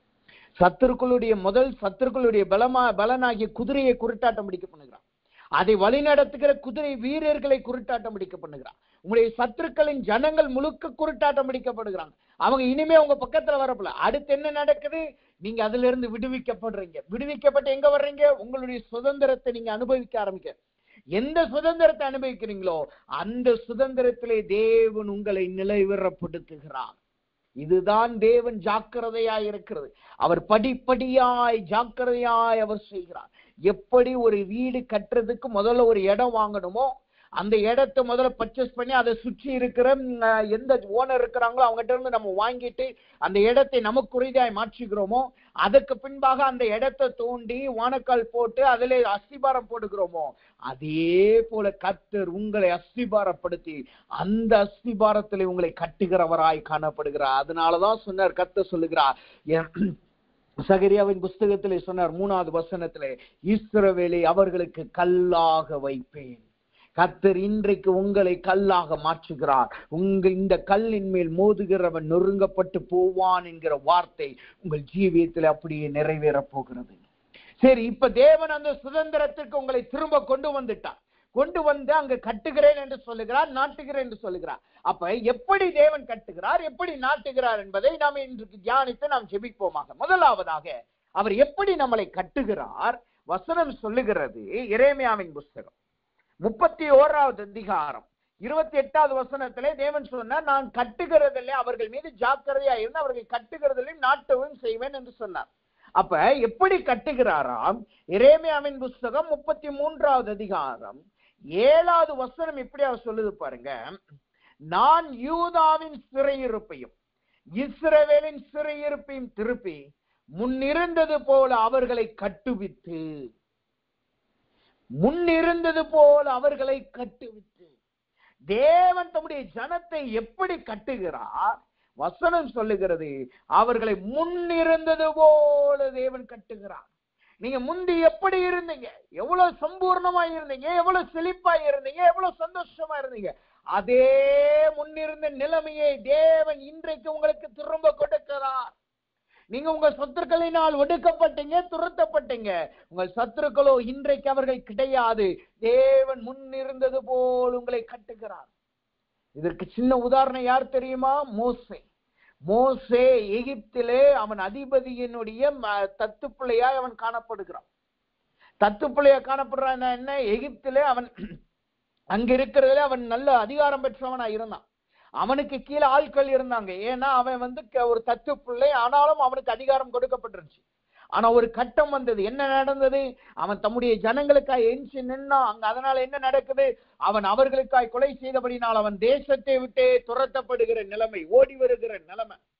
ஓடி வந்து 40 ஆண்டுகள் அவன் புதிதாய் கல்யாணம் பண்ணி மாமனார் இடத்துல ஆடுகள் மேய்க்கிறான். யோசித்து பாருங்க, அதிகாரத்துல இருந்தவன். ஆனா ஒரு பக்கத்துல அதை விரும்பலான் அவன். ஆனாலும் அந்த நல்ல வசதியா வாழ்ந்தவன் இப்ப வெயிலையும் சூட்டிலையும் வனாந்தரத்திலும் ஆடுகள் மேய்க்கிறவனா இருக்கிறான். அந்த ஆடுகள் மேய்க்கிறான், 40 வருஷம் ஆடுகள் மேய்க்கிறான். ஆனா கர்த்தர் என்ன செய்யறார் பாருங்க, அவனை திரும்பியும் அவனை அந்த தேசத்துக்கு கொண்டு வர எப்படி சொல்லி கொண்டு போகிறார்? உன்னை கொலை செய்ய நினைத்தவர்கள் இப்பொழுது இல்லை என்று சொல்லி, உன்னை கொலை செய்ய நினைத்த அந்த பார்வோன் இப்பொழுது இல்லை என்று சொல்லி தேவன் இவனை கொண்டு போகிறதை நாம் பார்க்க முடியும். அப்ப தேவன் இன்றைக்கு உங்களை கட்டுகிறார் என்றால் என்ன? அவர் நம்மளை முந்தியிருந்த நிலைமைக்கு கொண்டு வருகிறார். இங்க மோசேயை முந்தியிருந்த நிலைமைக்கு கொண்டு வருகிறார். எப்படி கொண்டு வந்தார்? அவனை அந்த தேசத்துக்கு கொண்டு வந்து எந்த ஜனங்களுக்காய் அவன் யுத்தம் பண்ணி அவன் நிற்க நினைத்தானோ அதே ஜனங்களுக்கு அவனை அதிபதியாய் கர்த்தர் மாற்றினார். எந்த எபிரேயர்களுக்காய் அவன் நிற்க நினைத்தானோ அதே எபிரேயர்களுக்காய் அவனை அதிபதியாய் கர்த்தர் மாற்றினார்.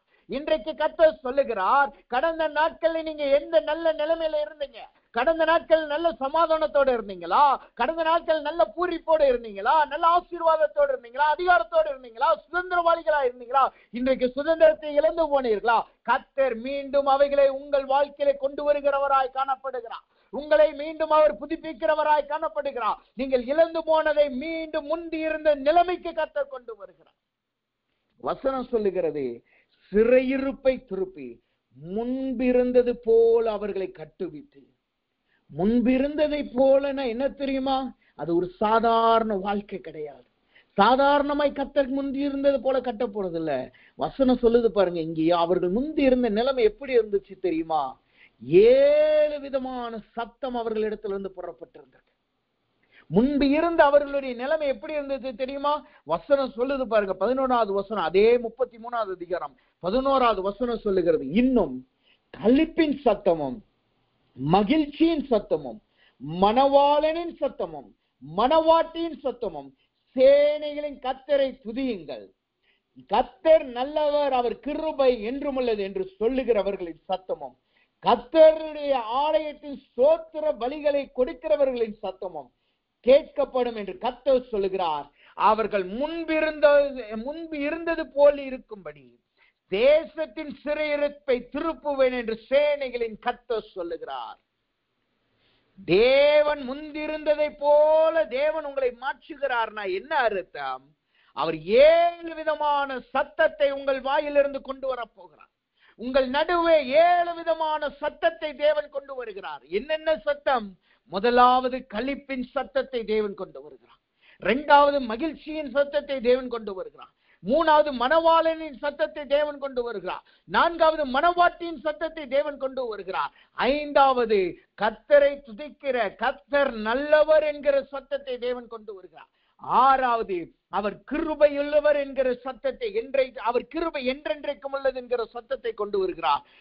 7வது வசனம் சொல்ல பாருங்க, ஸ்தோத்திர பலியின் சத்தத்தை தேவன் கொண்டு வருகிறார். நம்ம முந்தி இருந்த நிலைமை சாதாரண நிலைமை இல்ல. நம் பார்ப்பதற்கு நல்ல ஒரு நிலைமையில இருந்தோம், அது மட்டும் தான் நம்மளுக்கு தெரியுது. ஆனா நம்முடைய வாழ்க்கையில என்னென்ன சத்தம் காணப்பட்டிருக்கு பாருங்க. 7 விதமான சத்தத்தை தேவன் கொடுத்திருந்திருக்கிறார். அந்த 7 சத்தத்தை தேவன் உங்களுக்கு மீண்டும் கொண்டு வருகிறார். சிறைச்சாலையில் இருக்கும் பொழுது உங்களால் சத்தம் போட முடியல, சிறைச்சாலையின் அனுபவத்தில் இருக்கும்போது உங்களால் சத்தம் போட்டு பேச முடியல. ஆனா தேவன் உங்கள் சிறையிருப்பை மாத்துகிறதுனால என்ன நடக்குது? 7 விதமான சத்தங்கள், 7 விதமான சத்தங்கள். அப்ப முன்பிருந்த நிலைமையை போல கர்த்தர் மாற்றுகிறார் என்றால் சாதாரணமான நிலைமை அல்ல. சாதாரணமாய் உங்களை முன்பு இருந்ததை போல மாற்றுகிறது அல்ல. அங்கு 7 விதமான சத்தத்தை தேவன் உங்களுக்கு கொடுக்கிறார். 7 விதமான சத்தத்தை நாம் தியானிப்போமாக. முதலாவது வசனம் சொல்லுது, என்ன சத்தத்தை தேவன் கொடுக்கிறாராம்? களிப்பின் சத்தத்தை தேவன் கொடுக்கிறார். இன்றைக்கு தேவன் உங்கள் சிறையிருப்பை திருப்பி உங்களை கட்டுகிறார் என்றால் என்ன அர்த்தம்? முதலாவது உங்களுக்கு களிப்பின் சத்தத்தை கொடுத்து உங்களை கட்டுகிறார். களிப்பின் சத்தம் என்றால் என்ன அர்த்தம்?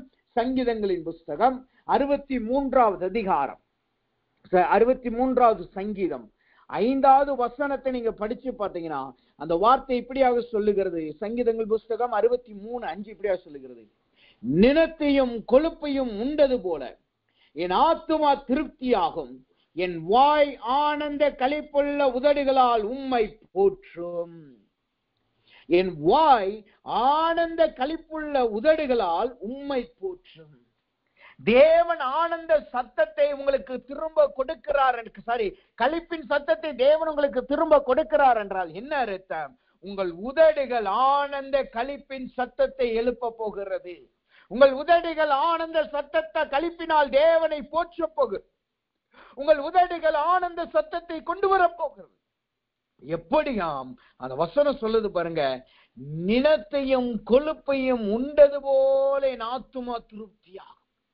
நிலத்தையும் கொழுப்பையும், இதை நிலம் என் கொழுப்பு என்று நீங்க பாத்தீங்கன்னா, நிலம் என்பது எலும்புகளுக்குள்ளாக மச்சை சொல்லுகிறோம் அல்லவா, அந்த மேரோ இருக்குல்லவா, போன் மேரோன்னு சொல்லுவாங்கல்ல, மேரோ இருக்குல்ல, அதுதான் நிலம். கொழுப்பு என்பது அந்த சரீரத்திலே தசையை சுற்றி காணப்படுகிற அந்த அந்த கொழுப்பு பகுதிகள், அந்த எண்ணெயை கொழுப்பாய் மாறுகிற அந்த கொழுப்பு பகுதியை காட்டுது. அப்ப இது 2 யாருக்கு காணப்படும் தெரியுமா? நல்ல பலவான்களுக்கு மட்டும்தான் காணப்படும். கொழுப்பு என்பது எல்லாருக்கும் கூட வரலாம். அவங்க நல்ல சத்துவம் இல்லாதவர்கள் கூட அவங்க பாடியை பார்த்தீங்கன்னா தொலை நல்ல கொழுப்பா இருப்பாங்க. ஆனா இந்த நிலம் என்பது யாருக்கு வரும் தெரியுமா? நல்ல வேலை செய்து நல்ல சாப்பிட்டு நல்ல திடகாத்தமா இருக்கிறவங்களுக்கு தான் இந்த நிலம் இருக்கும். அப்ப அப்படிப்பட்ட நிலத்தையும் கொழுப்பையும் உண்ண பண்ணி தேவன் உங்களை திருப்தியாக பண்ணுகிறார். உங்கள் வாழ்க்கையில நிலத்தையும் கொழுப்பையும் தேவன் உண்ணும்படி திருப்தியாக பண்ணுகிறார்.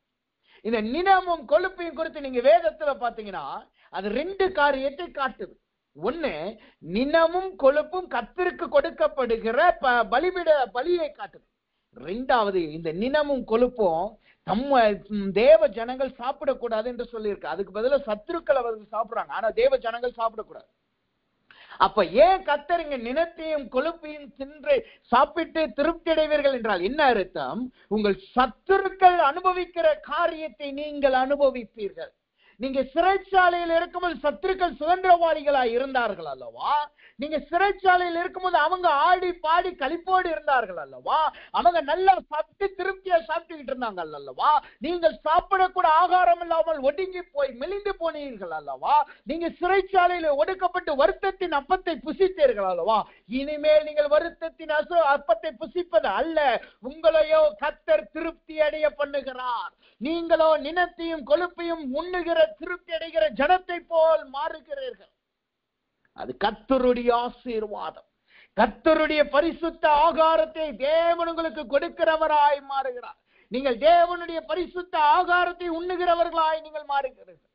ஏனென்றால் நான் சொன்னபடி இந்த நினமும் கொழுப்பும் பரிசுத்த ஆவியானவருக்கு கொடுக்கப்படுகிற பலிபீடத்திலே காணப்படுகிற காரியம். அப்ப தேவன் தம்முடைய ஜனத்தினால் தம்முடைய ஆகாரத்தை தமக்கு கொடுக்கப்படுகிற பலியை தேவன் உங்களுக்கு கொடுக்கிறார். இது யாருக்கு கொடுத்தார்? தேவனால் தெரிந்து கொள்ளப்பட்ட இஸ்ரவேல் ஜனங்களில் காணப்பட்ட லேவியின் கோத்திரத்தார். ஏன் தெரியுமா? தேவன் சொல்லுகிறார், அவர்களுக்கு பங்கில்லை, நானே அவர்கள் பங்கு. ஆலயத்துல பலிபீடத்துல என்ன வைக்கப்படுகிறதோ, கர்த்தருக்கு எது பலி கொடுக்கப்படுகிறதோ அது பரிசுத்தங்களுக்காகிய லேவியர்களுக்கும் அங்க ஆசாரியர்களுக்கும் அது கொடுக்கப்பட்டது. இன்றைக்கு கர்த்தர் சொல்லுகிறார், நீங்க இதுவரைக்கும் சிறைச்சாலையிலிருந்து வருத்தத்தின் அப்பத்தை புசித்தீங்க. உங்க வாயிலிருந்து புலம்பல் வந்தது, உங்கள் கண்கள்ல இருந்து கண்ணீர் வந்தது, துக்கத்தோடு நீங்க பேசுறீங்க, பேசக்கூட சத்தம் இல்லாம இருந்தீங்க. நீங்க பேசுனா வாயை திறந்து பேசுனா காத்துதான் வருது, தைரியமா பேச முடியல. ஆனா இன்றைக்கு கர்த்தர் என்ன செய்கிறார்? அவரே உங்கள் பங்காய் மாறுகிறார். நீங்கள் நினமும் கொழுப்பையும் தின்னு திருப்தி அடைவீர்கள் என்றால் என்ன அர்த்தம்? அவரே உங்களை திருப்தி அடைய பண்ணுகிறார். அவர் தம்முடைய பங்கை உங்களுக்கு கொடுக்கிறார். அவர் தம்முடையத்தில் இருக்கிற ஆசீர்வாதத்தை உங்களுக்கு கொடுக்கிறார். அவர் தம்முடையத்தில் இருக்கிற பலனை உங்களுக்கு கொடுக்கிறார். நீங்களோ திருப்தி அடைந்து ஆனந்த களிப்பிடும்படி கர்த்தர் செய்கிறார். உங்கள் உதடுகள் தேவனை போற்றும், உங்கள் உதடுகள் ஆனந்த களிப்பிடும். இதுக்கு விளக்கம் என்ன தெரியுமா? சகரியாவின் புஸ்தகம் 9வது அதிகாரம் 15 மற்றும் 14வது வசனத்தை வாசித்து பார்த்தீங்கன்னா அந்த வசனம் இப்படியா சொல்லுகிறது. 15வது வசனத்தை வாசித்தோம் என்றால் கர்த்தர் சொல்லுகிறார், சேனைகளின் கர்த்தர் அவர்களை காப்பாற்றுவார். அவர்கள் பட்சித்து கவன் கற்களால் கீழ்ப்படுத்திக் கொள்ளுவார்கள். அவர்கள் குடித்து களிப்பினால் ஆரவரிப்பார்கள். பானபாத்திரக்காரர்களைப் போலவும் பலிபீடத்தின் கோடிகளைப் போலவும் நிறைந்திருப்பார்கள். வசனம் சொல்லுது பாருங்க, தேவன் நினத்தையும் கொழுப்பையும் கொடுத்து நம்முடைய ஆத்துமாவை திருப்தி ஆக்குகிறார் என்றால் என்ன அர்த்தம்? நாம் குடித்து களிப்பினால் ஆரவரிப்போம். எதனாலயா? அந்த வசனம் சொல்லுது பாருங்க, பட்சித்து கவன் கற்களால் கீழ்ப்படுத்திக் கொள்ளுவார்கள். ஒரு சாதாரண கவன் கற்களால் நம்முடைய சத்துருக்களை நாம் கீழ்ப்படுத்துவோம். அதுக்கு முந்தின வசனம் விளக்கமாய் சொல்லுது பாருங்க, அவர்களை பட்சிக்கிறதுனா எப்படி பட்சிக்கிறது, கவன் கற்கள்னால் கீழ்ப்படுத்துகிறதா எப்படி கீழ்ப்படுத்த போகிறோமா? 14வது வசனம் சொல்லுது, அவர்கள் பட்சத்தில் கர்த்தர் காணப்படுவார். அவருடைய அம்பு மின்னலை போல புறப்படும்.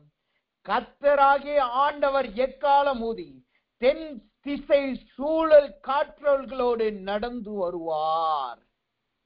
நம்ம கையில இருக்கிறது கவன் தான். அந்த கவனை வச்சு போர்ல பெரிய யுத்தம் செய்ய முடியாது. நம்ம அந்த கவனை வச்சு பெரிய எந்த ஒரு பாதிப்பையும் ஏற்படுத்த முடியாது. ஆனா கர்த்தர் என்ன செய்கிறார்? நம்ம கையில கவன் இருக்கு. ஒரு சிறு பிள்ளை கையில எப்படி கவன் இருக்குமோ அதே போல் நம்முடைய கையில கவன் இருக்கு. ஆனா கர்த்தர் என்ன செய்கிறார்? கர்த்தரோ நம் பட்சத்திலே அவர் இருக்கிறார். அவர் உங்கள் சிறையிருப்பை திருப்பி உங்களை கட்டுகிறார்னா என்ன அர்த்தம்? அவர் உங்கள் மீது கண்களை வைக்கிறார். அப்படின்னா என்ன அர்த்தம்? அவர் உங்கள் பட்சத்துல இருக்கிறார். நீங்கள் கையில கவனதான் வச்சிருக்கிறீங்க, ஆனா உங்க பட்சத்துல அவர் இருக்கிறபடினால் என்ன நடக்குது பாருங்க. அவர் மின்னலை போல, அவருடைய அம்பு மின்னலை போல புறப்பட்டு வருமா. அவருடைய அம்பு மின்னலை போல புறப்பட்டு வரும். நம்முடைய கையில அம்பு கிடையாது, அவர் கையில அம்பு இருக்கு. அவர் என்ன செய்கிறார்? அடுத்ததா என்ன செய்கிறார்? அவர் எக்காலம் ஊதுகிறார். அந்த சத்தம் சத்துருக்களை நடுங்க பண்ணும். அடுத்ததாக என்ன செய்கிறது? அவர் தென் திசை சூளை காற்றோடு அவர் நடந்து வருகிறார். ஒரு சூளை காற்று வந்தால் அந்த இடத்துல இருக்கிற எல்லாவற்றையும் வாரிக்கொண்டு போகும் அல்லவா? அதே போல் கர்த்தர் நம்முடைய சத்துருக்களை வாரிக்கொள்ளும்படியாய் சூளை காற்றோடு புறப்பட்டு வருகிறார். மீண்டும் சொல்லுகிறேன், நம்முடைய கரத்தில் இருக்கிறது ஒரு சாதாரண கவன். இன்றைக்கு தேவ சமூகத்துல வந்திருக்கிற உங்களை கர்த்தர் நினைப்பூட்டுகிறார். நீங்க உங்க கையில தான் கவன் இருக்கு என்று யோசிக்காதீங்க. என்ன, என் கையில பட்டயம் இல்லையே, என் கையில அவ்வளவு பலன் இல்லையே, எனக்கு முன்னாடி இருக்கிற சத்ருவின் சேனையை நான் எப்படி மேற்கொள்ளுவேன், என்னிடத்துல போராடுறதுக்கு சத்துவம் இல்லையே. இன்னைக்கு அநேகர் இதைத்தான் புலம்புறோம். இன்னைக்கு என்ன புலம்புறாங்க? என் சத்துருக்கள் பெருகி இருக்கிறாங்க, ஆனா என்கிட்ட கொஞ்சம் பேர் தான் இருக்கிறாங்க. என் சத்துருக்களின் போராட்டம் ரொம்ப பெருசா இருக்குங்கய்யா, ஆனா என்கிட்ட பலனே இல்லை. நான் ஒடுங்கி போயிருக்கிறேன், என்கிட்ட சத்துவம் இல்லை, நான் ஒரு சின்ன பிள்ளைய போல இருக்கிறேன். இஸ்ரவேல் ஜனங்கள் சொன்னார்கள் அல்லவா, நாமளோ அவர்களுக்கு முன்பாய் வெட்டுக்கிளிகளை போல இருக்கிறோம், அதே போல் வெட்டுக்கிளிகளை போல நான் காணப்படுகிறேன் என்று புலம்புகிறீர்களா? கர்த்தர் சொல்லுகிறார், உங்கள் கையிலே இருக்கிறது கவன் தான். நீங்க வைத்திருக்கிறது விளையாட்டு பொருள் தான். அதனால் சின்ன பறவையை தான் அடிக்க முடியும், சின்ன மிருகத்தை தான் அடிக்க முடியும். ஆனால் உங்களோடு இருக்கிறவரோ சூளை காற்றோடு நடந்து வருகிறவர். உங்களோடு இருக்கிறவருடைய அம்போ மின்னலை போல் புறப்படுகிற அம்பு. உங்களோடு இருக்கிறவரோ எக்காலம் ஊதுகிறவர். உங்கள் பட்சத்தில் இருக்கிறவர் பெரியவராய் இருக்கிறார். இன்றைக்கு கர்த்தர் சொல்லுகிறார், உங்களுடைய போராட்டம் என்ன? உங்கள் களிப்பு உங்க வாழ்க்கையில இல்லாதபடி காரணம் என்ன? எதனால் நீங்கள் துக்கத்தில் இருக்கிறீங்க? எதனால் நீங்கள் வருத்தத்தில் இருக்கிறீங்க? கர்த்தர் சொல்லுகிறார், அவர் இன்றைக்கு சூளை காற்றோடு புறப்பட்டு வருகிறார். அவர் தம்முடைய பட்டயத்தோடு எழும்பி வருகிறார். அவர் தம்முடைய மின்னலின் ஈட்டியோடு புறப்பட்டு வருகிறார். உலகத்துல நீங்க பாத்தீங்கன்னா, ஒரு மனுஷன் மீது மின்னல் அடிச்சு என்ன ஆவாங்க? அப்படியே கருகி போவாங்க. இல்ல, நீங்க நல்லா பார்க்கணும்னா யூடியூப்ல போய் மின்னல் அடித்து அந்த லைட்னிங் ஸ்ட்ரைக் பண்ணா என்ன நடக்கும்னு சொல்லி ஒரு வீடியோ நீங்க உதாரணமா நீங்க பாத்தீங்கன்னா, மரத்தின் மீது இடி விழுந்தா சில நேரங்கள் அப்படியே மரம் அப்படியே ரெண்டா பிளந்து போயிடும். சில நேரங்கள் அந்த மரங்கள் முற்றில எரிந்து போயிடும். வீட்டு மேல அந்த இடி விழுந்தா அந்த வீட்டுல பெரிய ஒரு ஓட்டையே விழுந்துரும், அல்லது மர வீடா இருந்தா அது எரிந்து போயிடும். மனிதர்கள் மீது அது விழுந்தா அவர்கள் இல்லாமல் அப்படியே கருகி போவார்கள். அவர்கள் அடையாளங்கள் அப்படியே மாறி போகும். இன்றைக்கு கர்த்தர் சொல்லுகிறார், அவர் அம்பு மின்னலை போல் புறப்படுகிறதுனா என்ன அர்த்தம்? பிளக்க வேண்டியதை கர்த்தர் இன்றைக்கு உங்க வாழ்க்கையில பிளக்க போகிறார். எரித்து போட வேண்டிய உங்கள் சத்துருக்களை அவர் எரித்து போட போகிறார். சுட்டெரித்து கருக பண்ண போகிற சத்துருக்களை அவர் கரிய போக பண்ணுகிறார். தேவன் அவர்களை முற்றிலும் நிர்மலமாக்க போகிறார். அவர் உங்கள் பட்சமாய் இன்றைக்கு காணப்படுகிறார். அநேக நேரம் கேள்விப்பட்டிருக்கோம், கர்த்தரின் பட்சத்தில் இருக்கிறார், கர்த்தரின் பட்சத்தில் இருக்கிறார். நான் என் சத்துருக்கள் நான் எப்படி பயப்படுவேன் என்று நாம் சொல்லுகிறோம். அவர் பட்சத்தில் இருக்கிறார்னா சாதாரண விஷயம் கிடையாது. அவர் சூழல் காற்றோடு நடந்து வருவார். மின்னல்களின் அம்போடு அவர் புறப்பட்டு வருவார். அவர் எக்காலம் ஓதுவார்கள். எக்காலம் என்பது ஜெயதுனியை காட்டுகிறது. கர்த்தர் சொல்லுகிறார், உங்க வாழ்க்கையில் அவர் களிப்பை கொடுக்கிறார்னா சாதாரண சந்தோஷம் அல்ல, சாதாரண ஆர்ப்பரிப்பு அல்ல. உங்கள் சத்துருக்கள் பட்சிக்கப்பட்டு போகிறார்கள், சத்துருக்கள் நிர்மலமாக்கப்பட்டு போகிறார்கள். அங்க என்ன நடக்கிறது? அதனால் என்ன நடக்கிறது? அதனால் என்ன நடக்கிறது? அதனால் நமக்கு என்ன பலன் வருகிறது? நாம் என்ன செய்ய போகிறோம்? நம்ம கையில கமன் இருக்கு, சத்துருக்களை தேவன் நிர்மூலமாக்குகிறார். ஆனா நாம் என்ன செய்ய போகிறோமாம்? நம் எரேமியாவின் புஸ்தகம் 31வது அதிகாரம் 4வது வசனத்தை படிச்சு பார்த்தீங்கன்னா அந்த வார்த்தை இப்படியாக சொல்லுகிறது பாருங்க. இஸ்ரவேல் என்னும் கன்னிகையே, மறுபடியும் உன்னை கட்டுவிப்பேன், நீ கட்டப்படுவாய்.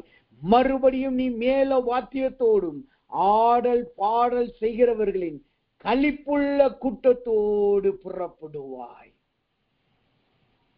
இந்த காரியத்தில் ஒரு ரகசியம் அடைகிறது. என்ன தெரியுமா? சிறைச்சாலை என்பது அநேக நேரம் தனிமையை காட்டுது. சிறைச்சாலையில தனிமையில தான் போடுவாங்க. மேக்சிமமான நிலைமையில தனிமையில தான் போடுவாங்க. அப்படியே 2 பேர் 3 பேரோட நீங்க போட்டாலும் உங்க நிலைமை தனிமையா தான் இருக்கும். ஏன்னா உங்களுக்கு வெளியில என்ன நடக்குன்னு தெரியாது. ஒரே இடத்தை பார்த்துக்கிட்டு இருக்கணும், ஒரே இடத்துல வாழணும். சில நேரம் கை விலங்கு போடுறதுனால கைகளின அந்த வலிகள் ஏற்படும். அது ஒரு தனிமையின் சோர்ந்து போன அனுபவத்தை காட்டுது. ஆனா கர்த்தர் உங்களை களிப்பின் சத்தத்தை கொண்டு வந்த உடனே அங்க என்ன மாறுது தெரியுமா? வசனம் சொல்லுது பாருங்க, ஆதலால் நீ மேல மறுபடியும் மேல வாத்தியங்களோடு ஆடல் பாடல் செய்கிறவர்களின் களிப்புள்ள கூட்டத்தோடு புறப்படுவாய். இதுதான் களிப்பின் சத்தத்தின் அடையாளம். இன்றைக்கு நீங்க தனிமையாய் இருக்கலாம், உங்கள் சத்துருக்கள் உங்களை தனிமையாக்கி இருக்கலாம், நீங்க நம்பினவர்கள் உங்களை தனிமையிலே விட்டு போயிருந்திருக்கலாம். ஆனால் கர்த்தர் சொல்லுகிறார், உங்களையோ ஒரு கூட்டமாய் மாற்றுகிறார். நீங்களோ கூட்டத்தோடு புறப்பட்டு போவீர்கள். கூட்டமாய் கர்த்தரை களிப்புள்ள ஆனந்தத்தோடு தேவனை துதிக்க போறீங்க. உங்கள் உதடுகள் சத்தத்தை எழுப்ப போகுது. உங்களோடு இருக்கிறவர்களும் அந்த சத்தத்தை எழுப்ப போகிறார்கள். நீங்க இன்னைக்கு தனியா இருக்கலாம், தனிமையிலே காணப்படலாம், ஆனால் நீங்களும் ஒரு கூட்டமாய் மாறப்போகிறீர்கள். இதுதான் தேவனுடைய ஆசீர்வாதத்தின் அடையாளம். இன்றைக்கு கர்த்தர் களிப்பின் சத்தத்தை உங்களுக்கு கொடுக்கிறார் என்றால் எப்படி நாம் புரிந்து கொள்வது? இன்னை வரைக்கும் நீங்க தனியா இருக்கிறீர்கள் அல்லவா? இந்நாள் முதற்கொண்டு கர்த்தர் உங்கள் சத்துருக்களை நிர்மலமாக்குகிறபடினா நீங்களோ ஒரு கூட்டமாய் மாறப்போகிறீர்கள். ஒருவர் 2 பேராய், 2 பேர் 4 பேராய், 4 பேர் 8 பேராய், 8 பேர் அநேகராய் மாறப்போகிறீர்கள். இதுதான் களிப்பின் சத்தத்தின் அடையாளம். தேவன் உங்களை கட்டுகிறார் என்றால் உங்களுக்கு களிப்பின் சத்தத்தை முதலாவது கொடுக்கிறார். தேவனை போற்றுகிற களிப்பின் சத்தத்தை கொடுக்கிறார். 2வதாக அந்த சுருக்கமாய் பார்த்து நாம் செபிப்போம். 2வதாக தேவன் கட்டுகிறார் என்றால் அந்த 7 சத்தத்துல 2வது சத்தம் என்ன? அந்த வசனம் சொல்லுது, மகிழ்ச்சியின் சத்தம். 2வது மகிழ்ச்சியின் சத்தத்தை கொடுத்து உங்களை கட்டுகிறார். முதல் சத்த களிப்பின் சத்தம், 2வது மகிழ்ச்சியின் சத்தம். மகிழ்ச்சியின் சத்தம் என்றால் என்ன அர்த்தம்? வசனம் சொல்லுது. ஏசாயாவின் புஸ்தகம் 35வது அதிகாரம் 10வது வசனம் இப்படி சொல்லுகிறது. ஏசாயா 35:10. கர்த்தரால் மீட்கப்பட்டவர்கள் திரும்பி ஆனந்த களிப்புடன் பாடி சீயோனுக்கு வருவார்கள். நித்திய மகிழ்ச்சி அவர்கள் தலையின் மேல் இருக்கும். சந்தோஷமும் மகிழ்ச்சியும் அடைவார்கள். சஞ்சலமும் தவிப்பும் ஓடி போகும். இந்த வசனத்திலேயே தெளிவாய் சொல்லிருச்சு பாருங்க. ஆனந்த களிப்பு வருது. களிப்பின் சத்தம் வந்த உடனே அந்த வசனம் தெளிவாய் சொல்லுது பாருங்க, திரும்பி ஆனந்த களிப்புடன் பாடி சீயோனுக்கு வருவார்கள். சீயோன் என்பது கர்த்தருடைய வாசஸ்தலம். கர்த்தருடைய ஸ்தலத்திற்கு நீங்க வருவீங்க. உடனே அங்க என்ன நடக்குது? தேவன் மன மகிழ்ச்சியை உங்கள் தலையின் மீது வைக்கிறார். அதனால் என்ன நடக்குது? சஞ்சலமும் தவிப்பும் ஓடி போகும். நீங்க ஆடல் பாடி கர்த்தரை துதிக்கிறது மாத்திரமல்ல, உங்க இருதயத்தில் இருக்கிறல்லவா சஞ்சலமும் தவிப்பும் ஓடி போகும். ஆனந்த களிப்பு என்பது, களிப்பின் சத்தம் என்பது உதட்டிலிருந்து புறப்படுகிறது. மகிழ்ச்சி என்பது இருதயத்திலிருந்து புறப்படுகிறது. அநேக நேரம் நம்ம கர்த்தரை பாடி துதிச்சிடலாம். அநேக நேரம் தேவாலயத்துக்கு வரும்போது நிறைய பேர் சேர்ந்து பாடுறதுனால நாமும் கைதட்டி நல்ல சத்தம் போட்டு பாடுவோம். நல்ல எல்லாரும் துதித்து ஆடல் பாடி பாடி சிரிச்சு சிரிச்சு பாடுறது, நாமளும் நம்மள நல்ல சிரிச்சு பாடுவோம். அந்த நேரத்துல எல்லா கவலைகளையும் நம்ம மறந்து போயிடுவோம். ஆனா அந்த கூட்டம் போன பிறகு ஒரு தனிமை நம்மளை வாட்டும். அந்த கூட்டம் போன பிறகு அந்த உதட்டின் சத்தம் நிறுத்தப்பட்டவுடன் என்ன வரும்? இருதயத்தில் இருக்கிற கவலைகளும் சஞ்சலமும் புறப்பட்டு வரும். அதனாலதான் கர்த்தர் என்ன செய்யறார் தெரியுமா? அவர் மகிழ்ச்சியின் சத்தத்தை உங்களுக்கு கொடுக்கிறார். மகிழ்ச்சியின் சத்தம் என்ன தெரியுமா? இருதயத்தில் இருக்க சஞ்சலமும் தவிப்பும் ஓடி போகும். நான் என்ன செய்வேனோ என்கிற சஞ்சலம் இருக்கு அல்லவா? யார் என்னை காப்பாற்றுவார்கள் என்கிற தவிப்பு இருக்கல்லவா? யார் எனக்கு உதவி செய்வார்கள் என்று தவிப்பு இருக்கல்லவா? அந்த தவிப்பு முற்றிலும் ஓடி போகும். இன்றைக்கு கர்த்தர் சொல்லுகிறார், அவர் களிப்பின் சத்தத்தை கொடுத்து உதடுகளில் மாத்திரம் உங்களை துதிக்க போகிற வைக்க போகிற தேவன் அல்ல. உங்களுக்கு இருதயத்தின் சத்தத்தை தேவன் மகிழ பண்ணுகிறார். உங்கள் சஞ்சலங்கள் ஓடி போகிறது. உங்கள் களிப்பு உங்கள் தவிப்பு ஓடி போகிறது. கர்த்தரே உங்களை நித்திய மகிழ்ச்சியினால் வைக்கிறார். வசனம் தெளிவாய் சொல்லு பாருங்க. ஆனந்த களிப்புடனே பாடி சீயோனுக்கு வருவார்கள். அவர்கள் தலையின் மீது நித்திய மகிழ்ச்சி இருக்கும். கர்த்தர் இருதயத்தின் மகிழ்ச்சியை கொடுக்கிறார்னா என்ன அர்த்தம்? 5 நிமிஷம் அந்த மகிழ்ச்சி இருந்துட்டு போறதல்ல. மதுபானம் குடித்தால் எப்படி ஒரு இரவு முழுக்க மகிழ்ச்சியா இருக்கும், அதுக்கப்புறம் மறைஞ்சு போகும், அது போல அல்ல.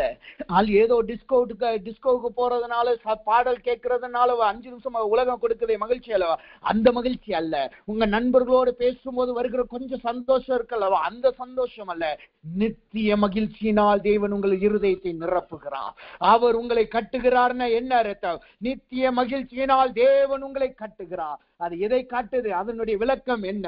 ஏசாயாவின் புஸ்தகம் 25வது அதிகாரம் 8வது வசனம். அந்த வசனத்தை வாசித்து நாம் ஜெபிப்போமாக. அந்த வசனம் எப்படியா சொல்லுகிறது? அவர் மரணத்தை ஜெயமாய் விழுங்குவார். கர்த்தராகிய தேவன் எல்லா முகங்களிலும் இருந்து கண்ணீரை துடைத்து தமது ஜனத்தின் நிந்தையை பூமியில் இராதபடி முற்றிலும் நீக்கிவிடுவார். கர்த்தரே இதை சொன்னார். இதை தீர்க்க தரிசனமாய் கர்த்தர் சொல்லுகிறார். கர்த்தரே இதை சொன்னார். என்ன சொல்லுகிறார்? மரணத்தை ஜெயமாய் விழுங்குகிறார். உங்கள் வியாதியின் மரணம், போராட்டத்தின் மரணம், வியாகுலத்தின் மரணம், குடும்பத்திலே ஏற்பட்ட பிரச்சனையினால் நாம் மரிச்சால் போதும் என்கிற மரணத்தின் எண்ணங்கள் எல்லாவற்றையும் தேவன் ஜெயமாய் விழுங்குகிறார். அதனால் என்ன நடக்கிறது? அவர் உங்கள் கண்ணீரை துடைக்கிறார்.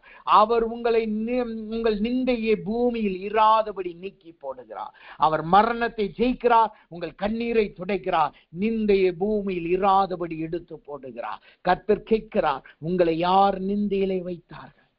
எந்த சூழ்நிலை உங்களை நிந்தையிலே வைத்திருக்கு? கடன் பிரச்சனை உங்களை நிந்தையிலே வைத்திருக்கிறதா? வெளியிலே தலை காட்ட முடியாத ஏதோ பிரச்சனையில மாட்டிக்கிட்டீங்களா? வெளியிலே தலை காட்ட முடியாத ஏதோ ஒரு போராட்டத்துல மாட்டிக்கிட்டீங்களா?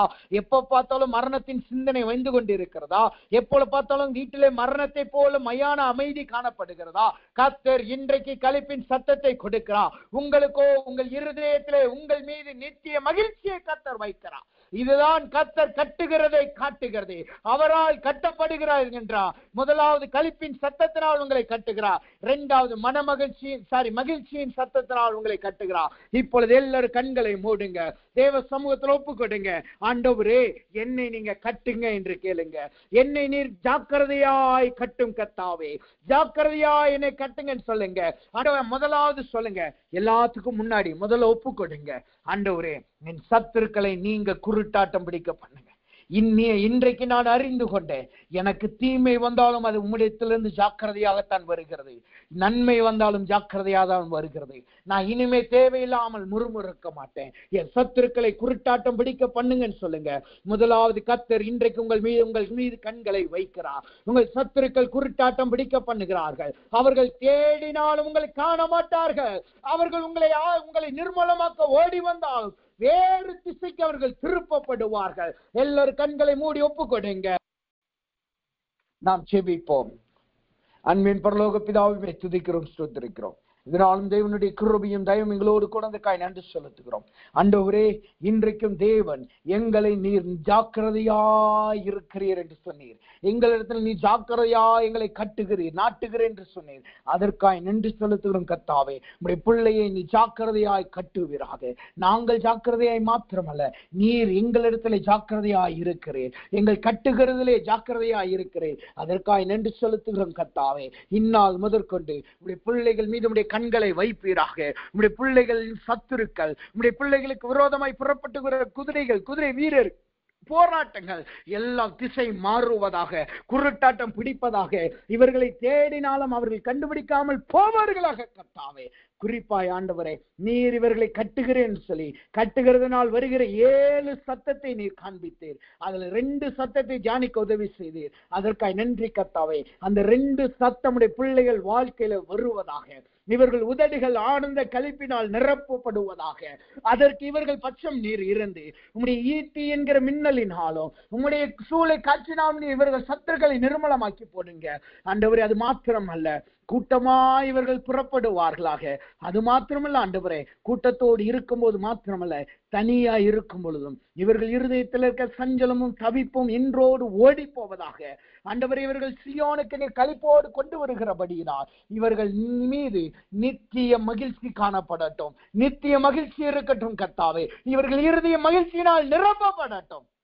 அது நிமித்தமாய் எப்பொழுதும் இவர்கள் நிந்தையிலிருந்து நீக்கப்பட்டு மரணத்தை ஜெயமாய் விழுங்கினபடினா ஆண்டவர்கள் கண்ணீரை நீ துடைத்ததுக்காய் ஸ்தோத்திரம் கர்த்தாவே. மரணம் என்கிற கூர் இவர்கள் வாழ்க்கையில இல்லாமல் ஆண்டவரை கண்ணீரை துடைத்து நிந்தையை நீர் விலக்கி போட்டதுக்காய் கோடான கோடி நன்றி செலுத்துகிறோம். பிள்ளைகளை நீ சாட்சியாய் மாற்றினீர், அதற்காய் நன்றி செலுத்துகிறோம். நீர் அப்படியே நீர் கிரிசைக்காய் ஸ்தோத்திரம். நீர் மட்டும் இடைப்பட்டதற்காய் நன்றி செலுத்துகிறோம். எல்லா துதிகனமையும் நமக்கு செலுத்துகிறோம். இயேசுவின் நாமத்தில் ஜெபிக்கிறோம் நல்ல பிதாவே. ஆமென், ஆமென், ஆமென்.